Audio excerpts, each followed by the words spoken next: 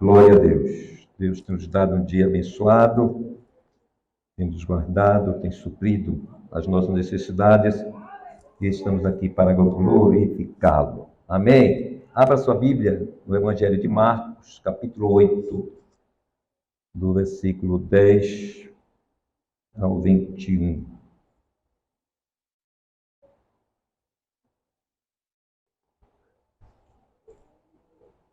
Marcos, capítulo 8, do versículo 10 ao 21. Podemos ler? Amém? E entrando logo do barco com os seus discípulos, foi para as regiões de Dalmanuta. E saíram os fariseus e começaram a disputar com ele, pedindo-lhe para o tentarem um sinal do céu. E suspirando profundamente em seu espírito, disse: por que pede essa geração um sinal? Em verdade vos digo que esta geração não se dará sinal algum. E deixando-os, tornou a entrar no barco e foi para outro lado. E eles se esqueceram de levar pão, e no barco não tinham consigo senão um pão. E ordenou-lhes, dizendo: olhai, guardai-vos do fermento dos fariseus e do fermento de Herodes. E arrazoavam entre si, dizendo: é porque não temos pão. E Jesus, conhecendo isso, disse-lhes: para que arrazoais que não tendes pão? Não considerastes nem compreendestes ainda? Tendes ainda o vosso coração endurecido?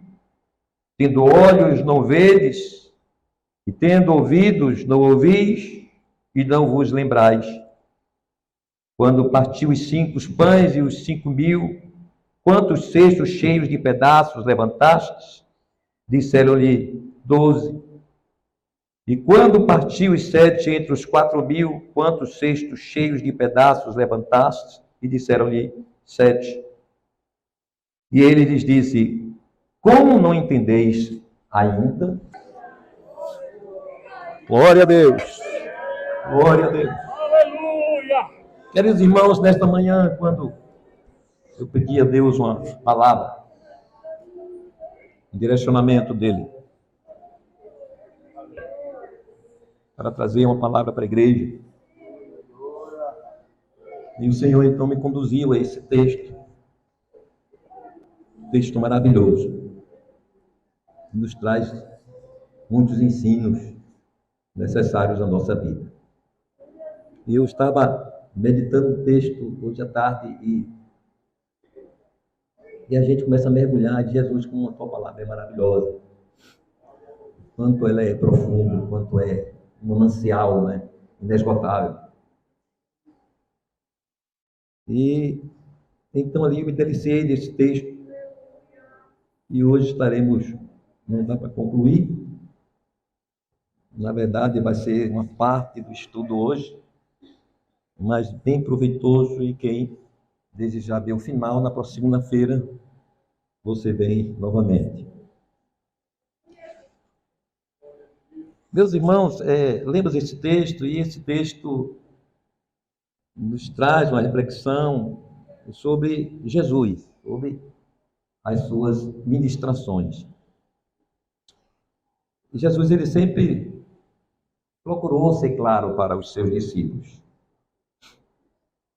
para que eles pudessem compreender, né, as suas revelações, as suas palavras,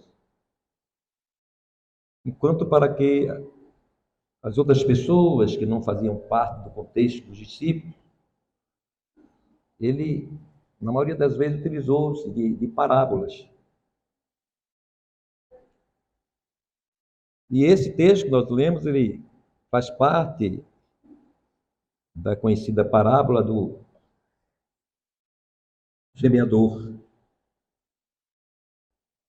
Quando você ler lá no capítulo 13, 3 a 9, nós vamos ver algo nesse sentido. e que era difícil interpretação para a multidão que estava diante do Senhor, a escutá-lo. E essa parábola que o Senhor ele apresenta, eu estou transmitindo lá para Mateus 13, abra sua Bíblia lá em Mateus 13, para você não confundir com o texto. Eu fiz referência também, na verdade era para ler esse texto também, mas eu deixei para citar. E a gente vê Jesus falando aqui, por exemplo, na parábola do semeador. Uma das parábolas importantes. Jesus começa a falar coisas maravilhosas sobre os mistérios concernentes à sua palavra, né? A palavra pregada, a palavra anunciada. Certo é que as palavras do Senhor Jesus em parábolas sempre traziam dificuldades para a compreensão daqueles que não eram seus discípulos. E, na verdade,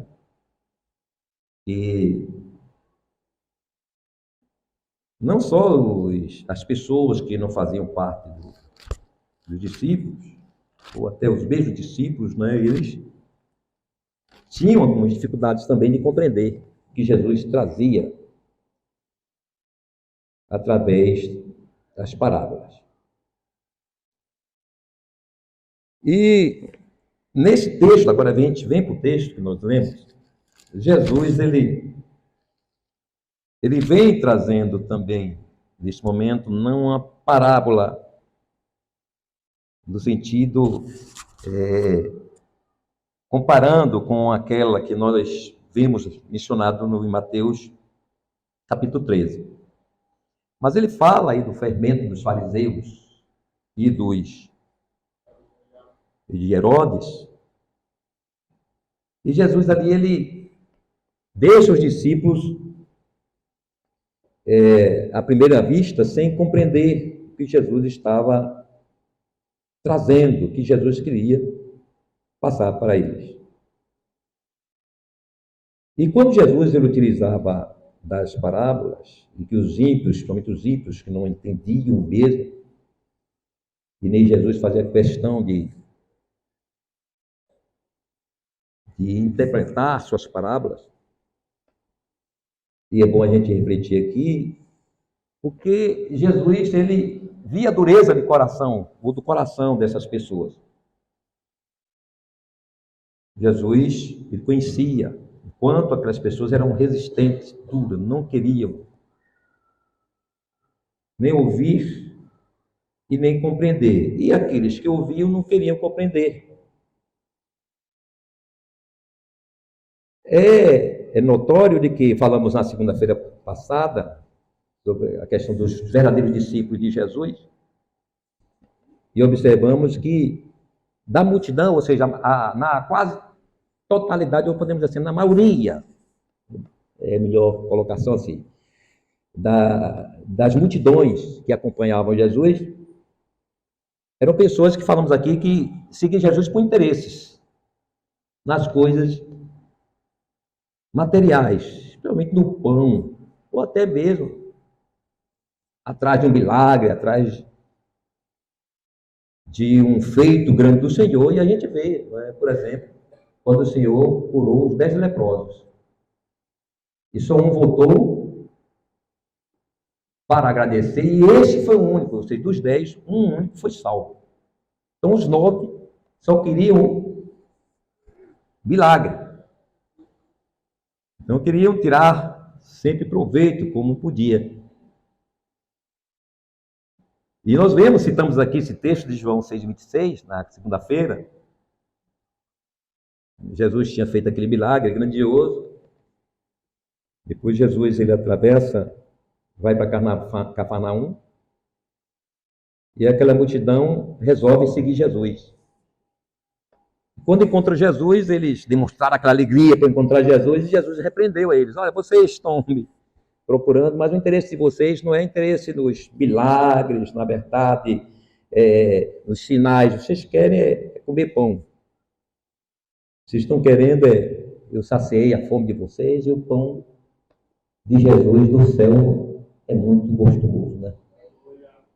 Eles ficaram regozijados, gostaram do pão.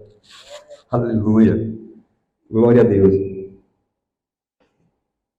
Então Jesus, ele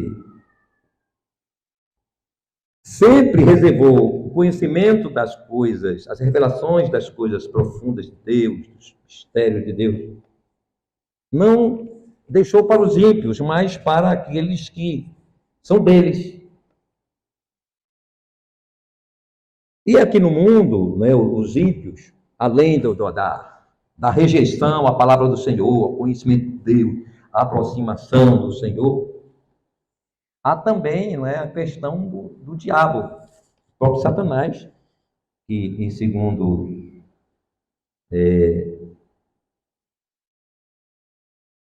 Coríntios, por exemplo, 4, versos 3 e 4, Paulo fala que o Deus desse século cegou o entendimento dos incrédulos, para lhes não resplandecer a luz do Evangelho, da glória de Cristo, que é a imagem de Deus. A gente fazendo uma análise mais profunda, né, sobre o alcance da palavra no coração do homem, nós observamos que o homem mesmo é que resiste à aproximação e conhecimento do Senhor, e o Senhor, pela sua presciência, sua onisciência, o Senhor, ele conhece a todos. E aí a gente observa o que Paulo diz aos Romanos, capítulo 1, verso 18 a 21, essa Bíblia desse texto. A gente vai ver realmente que o homem, ele resiste ao conhecimento de Deus. Ele não quer conhecer Deus. E por conta disso, Deus, ele despreza esse homem. Despreza. Aí diz, porque do céu se manifesta o quê? A ira de Deus sobre toda a impiedade e injustiça dos homens, que detém a verdade em justiça. Aí olhem bem, porquanto o que de Deus se pode conhecer nele se manifesta. Porque Deus lhe manifestou pelos seus atos, pela própria criação, pelo próprio ser humano, pelos feitos do Senhor. A Bíblia diz que os céus, né, manifestam a glória de Deus. E o firmamento anuncia as obras da sua mão. Porque as suas coisas visíveis desde a criação do mundo, tanto o seu eterno poder como a sua divindade, se entende e claramente se vê pelas coisas que estão criadas, para que eles fiquem inexcusáveis. Porquanto, tendo conhecido a Deus, não glorificaram como Deus, nem lhe deram graças. Antes, seus discursos desvaneceram e o seu coração insensato se obscureceu. Então há já uma resistência natural do homem conhecer a Deus. Os irmãos vão entender no decorrer aonde eu quero chegar. Então, voltando à análise do texto, podemos perceber, entender que os discípulos, eles ainda não estavam prontos para compreenderem muitas das palavras de Jesus. Podemos até, aqui, no sentido de uma especulação sadia, que essa dificuldade de compreensão dos discípulos, de muitas palavras de Jesus, inclusive das próprias parábolas que Jesus ele tinha que revelar, interpretar para eles, entendemos que isso é porque o Espírito Santo, a ação do Espírito Santo, como revelador da palavra, a sua virtude, ela não estava de forma plena na vida dos discípulos. Eles estavam sendo preparados para o apostolado. Eles receberam, inclusive, em 2 momentos, o revestimento de poder. Fizeram maravilhas, milagres, que voltaram contentes, regozijados pelo que fizeram. Mas, no sentido de interpretar, de conhecer as revelações de Deus, eles ainda não tinham esse pleno conhecimento.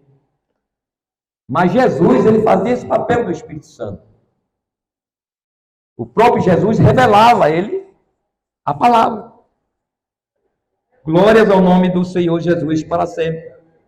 Então, quando ele diz: olhai, guardai-vos do fermento dos fariseus e do fermento de Herodes, os discípulos fizeram uma interpretação totalmente equivocada. Eles estavam, entenderam que se tratava do pão mesmo. Observe que havia tido anteriormente, aí no texto mais acima você vai ver isso, que Jesus tinha feito um grande milagre de 7 pães e alguns peixinhos que alimentou 4.000 pessoas, e sobraram 7 cestos cheios de pães. É interessante que os discípulos saíram dali com tanto pão que sobrou, acho que entregou o povo, mas eles levaram só um pão. Não levaram pão suficiente para atravessar o mar. Eles iam se esforçarem, a caminhada depois, Jesus não parava, Jesus quase que não descansava. Então eles iam precisar se alimentarem. Esqueceram dos pães. Então eles estavam completamente equivocados, pensaram assim: olha, nós esquecemos do pães. Jesus está falando porque a gente esqueceu do pão, e Jesus está dando uma indireta para a gente. E aqui a gente aproveita e fazer uma reflexão, né? Os discípulos, eles não guardaram os pães, não trouxeram pães suficientes para eles, que podemos tirar para nós. Quantas das vezes nós não reservamos, né? Não guardamos, que recebemos do Senhor, para no momento oportuno fazermos uso daquilo que Deus nos dá. Quer seja na palavra, né? Quer seja na unção, no poder do Espírito Santo, da oração, do jejum. Ou seja, devemos sempre ter reservas no nosso depósito. Não devemos jamais deixar esvaziar o nosso depósito, mas que esse depósito esteja sempre a ser completado. Glórias ao nome do Senhor Jesus. Completado a todo instante, para que no momento oportuno você tenha depósito suficiente para fazer uso. Paulo orientando a Timóteo, no capítulo 2 da segunda carta, no versículo, capítulo 1 do 2 Timóteo, versículo 14, Paulo ele diz: guarda o bom depósito pelo Espírito Santo que habita em nós. Guarda o que você tem recebido do Senhor. É interessante isso para a gente analisar aqui, que há pessoas que leem, meditam na palavra do Senhor, outros que têm vida realmente regular de oração, jejua, né? E o vaso está cheio. Mas se não faz uso deste depósito, do que está neste vaso, ele não evangeliza, não coopera, ele é improdutivo. Então, para que esse vaso cheio? Então, Paulo, quando diz enchei-vos do Espírito Santo, ele diz: olha, enchei todo dia, toda hora. Porque você vai usando, você vai utilizando, você vai, nas horas necessárias, de usar aquilo que Deus lhe deu, que Deus lhe capacitou. Então, aquele volume vai descendo, e você completando. Você não pode deixar esvaziar. Glórias ao nome do Senhor. Né? Não podemos deixar vazio o vaso, como também cheio e sem uso. Não adianta eu ter a vida de oração, e cheio dos dons espirituais, e tudo mais, e nada disso funciona.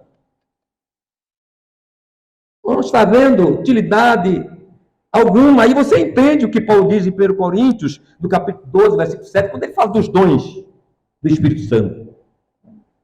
Mas a manifestação do Espírito é dada a cada um para o que for útil.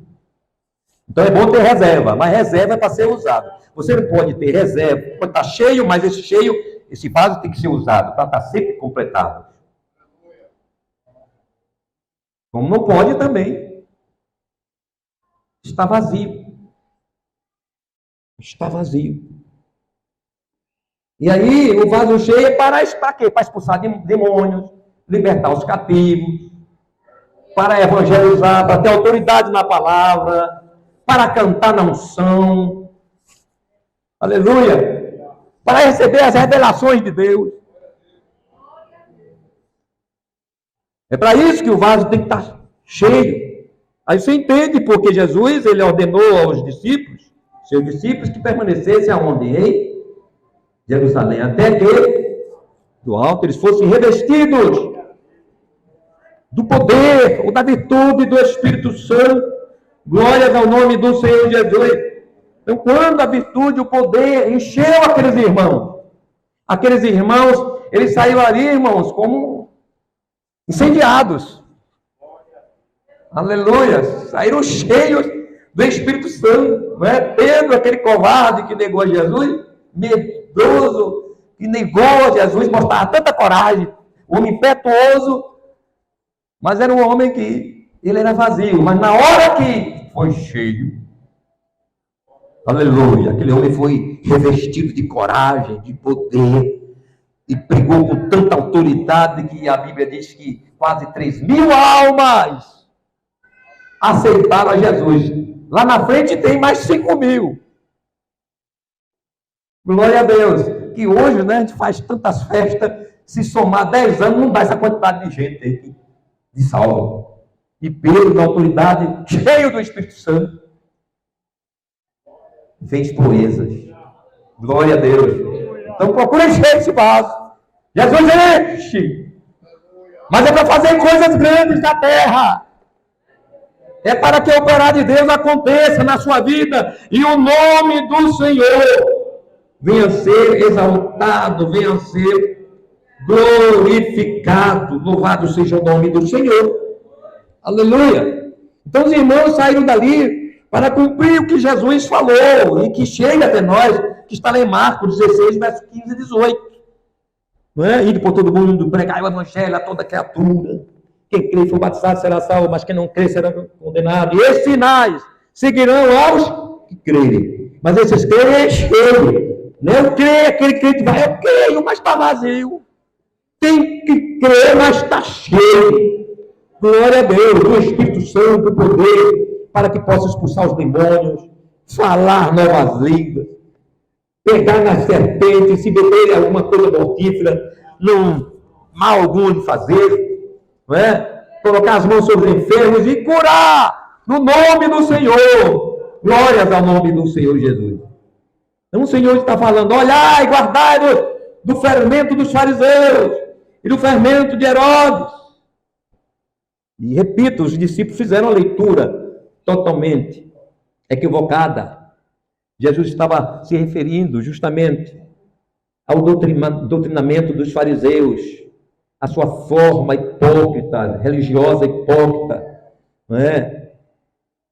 Observe que os fariseus, não é? Eles não estavam sozinhos, estavam ali os saduceus, mas Jesus faz menção aos fariseus, que eram aqueles que mais contestavam, aqueles que mais queriam se apresentar, eram aqueles que mais se exaltavam. E Jesus estava sempre, não é, confrontando com eles. E eles haviam pedido um sinal. Vocês vão entender que os discípulos eles estavam completamente equivocados. Está no versículo 11. Né? E saíram os fariseus e começaram a disputar com ele, pedindo-lhe para tentarem um sinal do céu. E não era porque eles queriam tirar dúvida se Jesus era o Messias, se ele era realmente o Filho de Deus. Não. Era uma forma só de ver se havia alguma manipulação nos sinais de Jesus. Era para ver se encontrava um meio de qualificar Jesus e eles ficarem, né, podemos dizer assim, por cima, na posição de exaltação, como era a posição deles. Glórias ao nome do Senhor Jesus. E aí você vê a reação de Jesus. Por isso Jesus reagiu dessa forma, quando diz lá no versículo 12. E suspirando profundamente em seu espírito, disse: por que pede essa geração um sinal? Em verdade vos digo que a esta geração não se dará sinal algum. Aí você pergunta assim: que sinais os fariseus queriam mais de Jesus? Ora, Jesus, os milagres, os sinais de Jesus,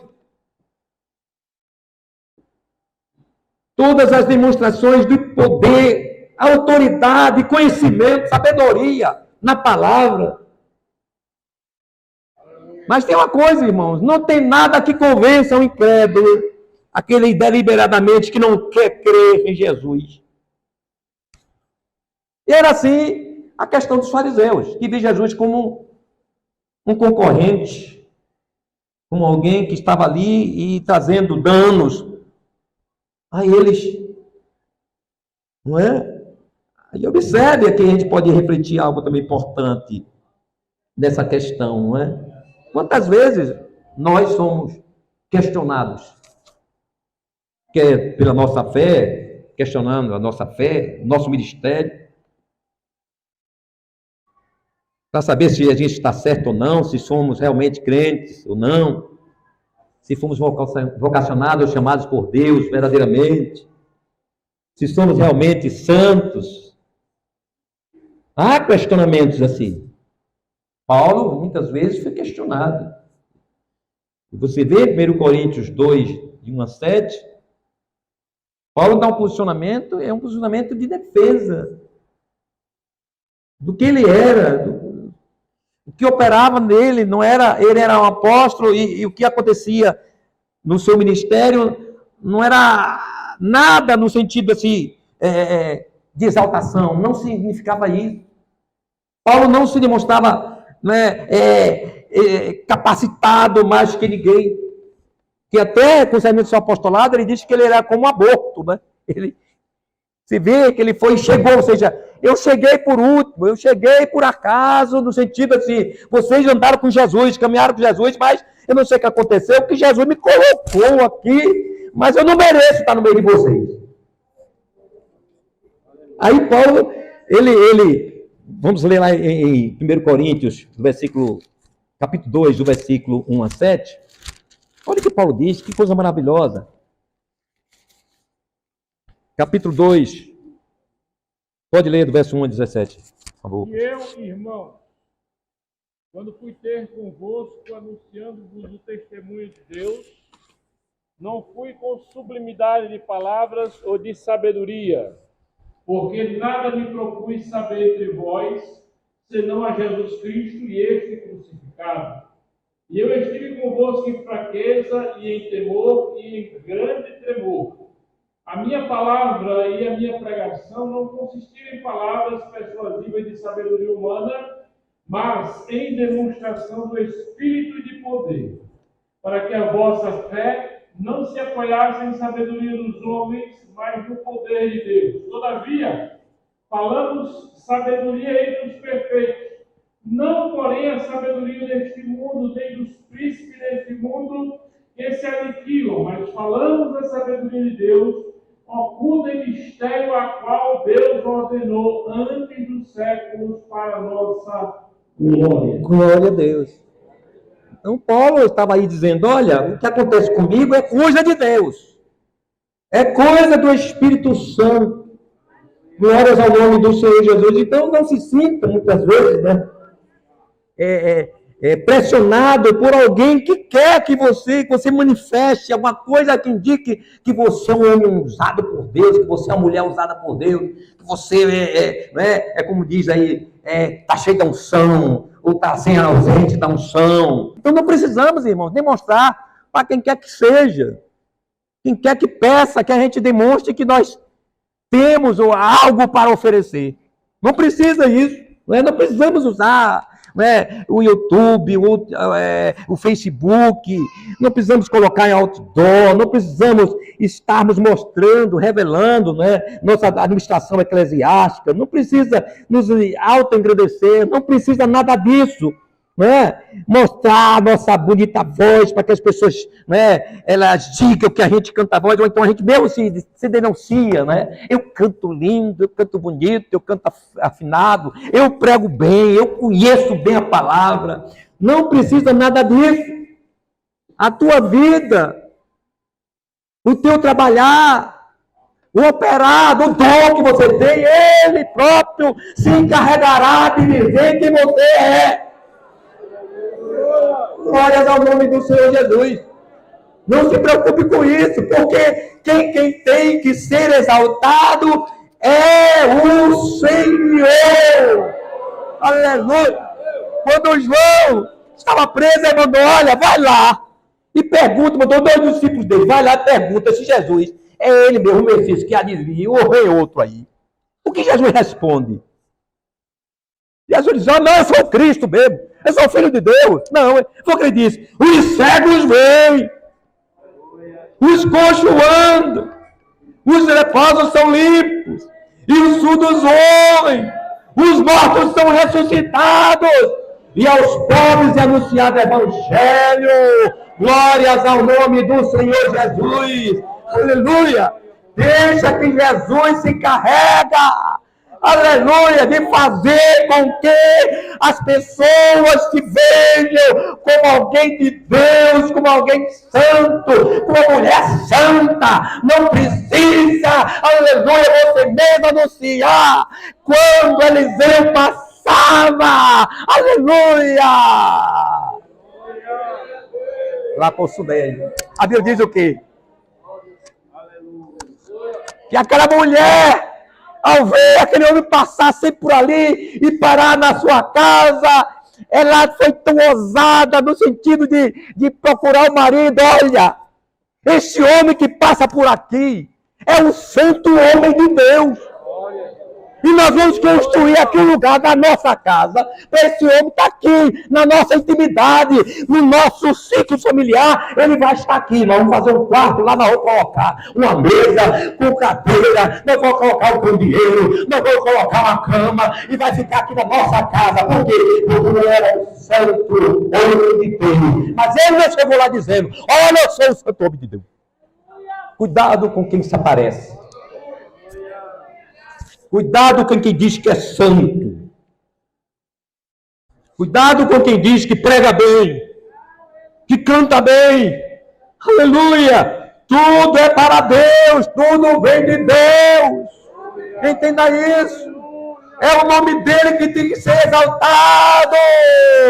A ele, somente ele, toda honra, toda glória, levante sua mão, toda honra, toda glória é para Jesus. Aleluia! Glória a Deus! Nós estamos cercados de tantas pessoas, né, querendo se aparecerem. Olhai, guardai-vos do fermento dos fariseus, do fermento de Herodes. Aí você começa a entender que pela não compreensão do que Jesus estava falando, os discípulos estavam centrados no que era aparente, no que era natural. E aqui está o fermento dos fariseus. Ele não tinha a ótica espiritual da messianidade de Jesus, da sua missão, da sua divindade. Os fariseus estavam centrados na ótica religiosa e vê Jesus sim como concorrente, como ameaça à posição de detentores da verdade da lei. E Jesus era uma ameaça à hipocrisia daqueles religiosos. Você vê no texto do versículo 11 do capítulo 8 de Marcos, quando diz disputar com ele, os fariseus disputar com Jesus. Era esse o interesse deles. Eles queriam se aparecer, eles estavam presos naquilo que era material. A ter religião praticada não era algo espiritual, era algo simplesmente para demonstração. Não é? Era aí também a questão do fermento de Herodes, da alta exaltação, de querer trazer para si até a própria adoração. E havia, na verdade, quase uma mesclagem, né, entre o fermento dos fariseus e o fermento de Herodes. Então, observe que isso era altamente nocivo para compreender as coisas espirituais. Os discípulos não estavam entendendo o que Jesus estava falando, o que Jesus estava ali a revelar. Eles estavam fixados, sim, no natural, no pão que haviam esquecido, dos pães que haviam esquecido de trazerem. Glórias ao nome do Senhor Jesus. Eles até esqueceram de que Jesus, ele tinha feito milagres ali aqueles dias, dos pães. Então Jesus não precisava estar falando de pão. Aleluia! Se ele pôde fazer com que alimentasse multidões e mais multidões, e para aqueles poucos discípulos que estavam ali, seria algo muito natural, muito tranquilo para Jesus realizar, mas eles estavam centrados em outra coisa, né, irmãos? Quantas vezes nós estamos descentrados das coisas de Deus, das coisas que Deus quer nos revelar, das coisas que está nos falando, e a gente está com uma compreensão totalmente diferente, equivocada do que Deus quer falar. Muitas vezes o Senhor diz não, a gente está entendendo que é sim. Às vezes Deus quer sim, a gente está entendendo que é não, porque a gente não tem compreensão das coisas de Deus, estamos centrados não no espiritual, porque só compreende as coisas espirituais quem é espiritual. Glórias ao nome do Senhor Jesus. E crente espiritual é um crente cheio do Espírito Santo, cheio de Deus, cheio da sua palavra. Glórias ao nome do Senhor. Mas percebemos que os discípulos eles estavam desconectados de Jesus. E quem está perto de Jesus tem que estar ligado em Jesus. O que acontece ao redor. Aleluia. Não se pode perder o contato de Jesus. Aleluia. Nós temos que estar atentos aos detalhes. Os discípulos estavam fora dos detalhes. Eles não pegaram a deixa de Jesus. Glória a Deus. Quando citou a questão lá do pão, eles estavam totalmente, irmãos, desprovidos, né, do entendimento espiritual. Quantas vezes o crente ele está nesse estado, está completamente desconectado. Ele entende a obra de Deus como algo material, natural. Ele entende a igreja como algo institucional, como uma organização. Ele não vê a igreja como o corpo de Cristo, como um organismo vivo, como a noiva do Cordeiro. Não, ele não consegue ver isso, porque ele está desconectado com Jesus. Aleluia! Não perca o contato com Jesus, não perca os detalhes. Aleluia! Você pode perder algo importante, decisivo para a sua vida, para a sua fé, por tirar os olhos de Jesus, não está conectado com Jesus, observando os detalhes das ações de Jesus. Aleluia! Não podemos desconectar das ações de Deus na igreja, no agir de Deus. Deus sempre está, Deus não deixa de agir na igreja. Deus age na igreja 24 horas por dia. Nós estamos na nossa casa, mas Jesus está agindo na igreja. Na igreja, você está na sua casa, mas Jesus está visitando os santos. Aleluia! Levando assim as suas revelações, os seus mistérios. Glórias ao nome do Senhor Jesus. Então, você não pode perder contato com Jesus. A gente lembra agora, né, de Marta e Maria. Jesus na casa dessas suas amigas, né, e também do seu amigo Jairo. E está lá Jesus. Maria não perdeu tempo. Maria estava perto de Jesus. Jesus, ela se aproximou, não quis perder um minuto com Jesus, estava ali olhando para os olhos de Jesus, para a boca de Jesus, para o modo como Jesus se expressava. Eu imagino que ela estava ali perplexa diante de Jesus. A gente tem que estar assim diante de Jesus, perplexo, admirando Jesus. Jesus, como tu és lindo, como tu és maravilhoso, como tu és poderoso, glorioso. Olhe para Jesus assim. Aleluia! Mas Marta não, Marta se descuidou, perdeu os detalhes de Jesus.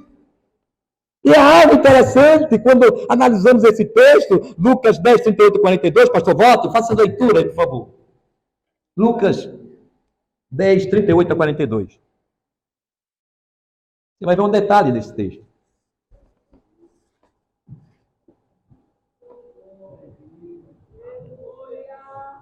Lucas 10, 38 a 42.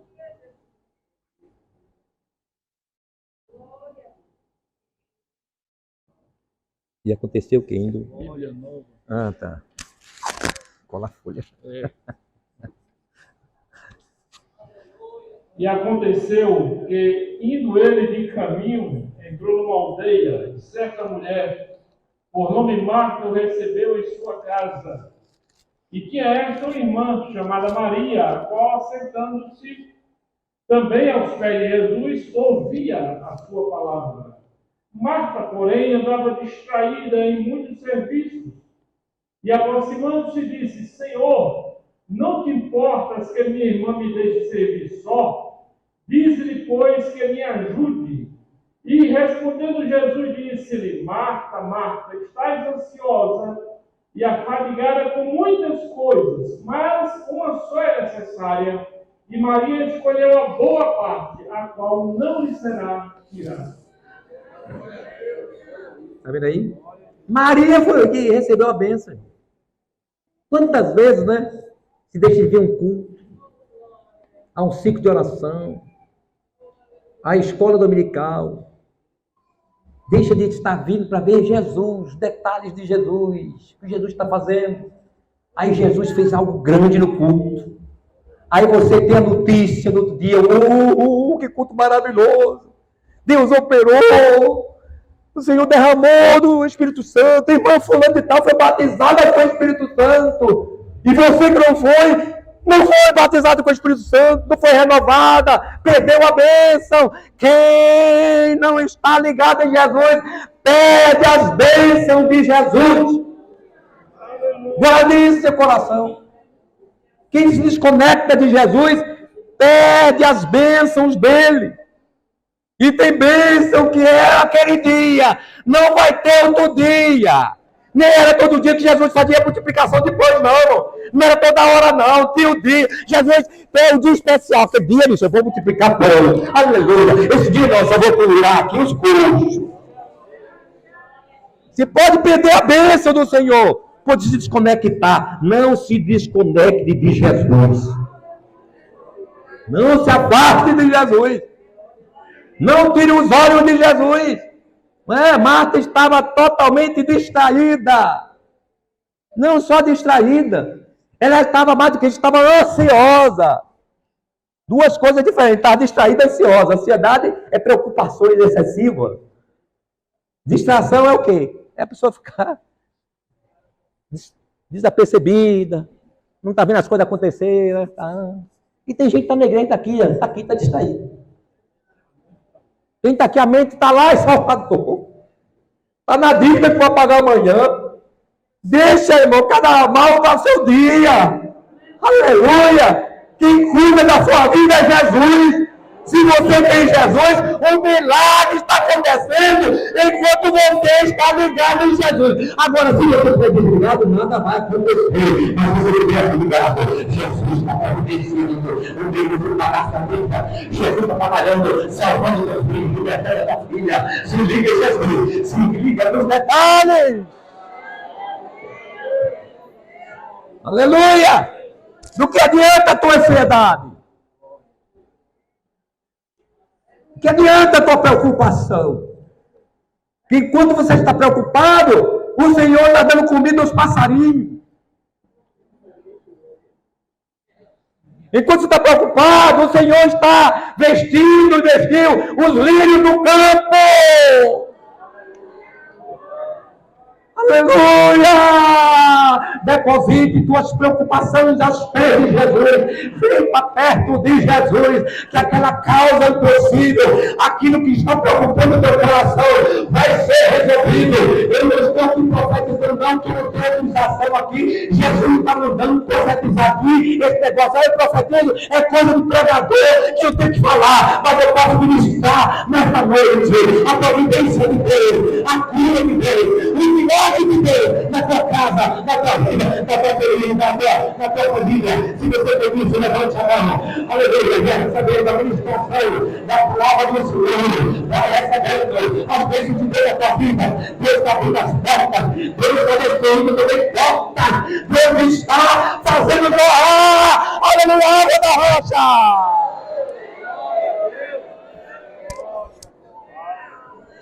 Aleluia! Se liga em Jesus. Tem muita gente desligada de Jesus. Não é desviada não, é desligada. Fala de sintonia. Não tem gente que é assim. Tem hora que a gente conversa, se distrai. E quando essa coisa acontece muito na vida conjugal, né? Está conversando assim, tirando a atenção da mulher, a mulher vira assim. Aí vê que a gente está voando assim. E aí Aí o quê? Sim. Aí a gente querendo emendar para ver se pega o fio da meada. Botou a roupa nova, aí quando chegou em casa tá dando a roupa, veja, a roupa é nova depois. Distração, né? Às vezes está na casa do Senhor, a gente não está se ligando nos detalhes. Se liga nos detalhes. Você está perdendo coisas grandes nos cultos, no que Deus está falando, na palavra, no hino, no algo que acontece. Tudo que acontece no depois de Deus. Deus está agindo, tem algo de Deus, tem algo de Deus, tem algo de Deus até na hora que alguém me irritou, na hora que alguém erra o hino, algo de Deus ali. Deus está trabalhando, Deus está fazendo alguma coisa. Eu não posso ser que nem o Senhor, na Deus, amor, glorifica o Senhor. Vem perto dele. Aleluia! Glória a Deus! Eu digo a você uma coisa. Segunda-feira nós continuamos. Em nome de Jesus. E não cheguei na parte não, aqui é a parte da introdução mesmo da palavra. Não chegamos ainda no tema da palavra. Então, se você não vir, vai ficar só na introdução. Amém? Que Deus abençoe e nos guarde. Olá, querido irmão, querida irmã, você amigo da palavra do Senhor. Há um convite para você neste momento, para que esteja conosco no nosso culto de doutrina. Nosso culto de doutrina acontece aqui no nosso templo sede, a Rua Basílio Xavier, número 103, do bairro Jardim Pedro Braga. E este convite é um convite especial para estar participando do culto de doutrina, o culto de ensinamento bíblico. A oportunidade que você tem de edificar a sua vida, de buscar do Senhor o ensino para que você possa trilhar o caminho da salvação. É a oportunidade para você estar também conosco, comungando, adorando a esse Jesus maravilhoso. Vale a pena você vir para ouvir a palavra do Senhor. A palavra do Senhor é vida, a palavra do Senhor é pão, a palavra do Senhor, ela amadurece, ela edifica, ela sustenta e prepara o homem para toda a boa obra.